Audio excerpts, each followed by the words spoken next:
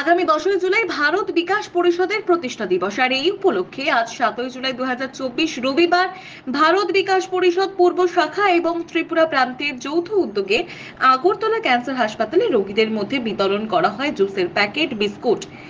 উপস্থিত ছিলেন ভারত বিকাশ পরিষদের সকল সদস্য এবং সদস্যগণ। প্রান্তীয় প্রাক্তন সভাপতি ডক্টর পার্থ রায়চৌধুরী ভারত বিকাশ পরিষদের সেবামূলক কর্মকাণ্ডের উপর বক্তব্য রাখেন। এছাড়া উপস্থিত ছিলেন আঞ্চলিক সেবা প্রমুখ চিত্রা সরকার, প্রান্তীয় সভাপতি ভজন ভট্টাচার্য, পূর্ব শাখার সভাপতি শ্যামল ভট্টাচার্য সহ সহ সভাপতি ডক্টর মৃণাল দাস সহ পরিষদের অন্যান্য সদস্য এবং সদস্যগণ। পূর্ব শাখার সহ সভাপতি শিমুল সাহা এই আয়োজনের বৃহৎ অংশের ব্যয়ভার বহন করেন। উনি তার পিতামাতার স্মরণে 2002 সাল থেকে প্রতি বছর এই সেবামূলক কাজটি করে আসছেন। এদিন 200 জন রোগীর মধ্যে খাদ্য সামগ্রী বিতরণ করা হয়। উপস্থিত হাসপাতালের কর্মীদের মধ্যেও খাদ্য সামগ্রী বিতরণ করা হয়েছে।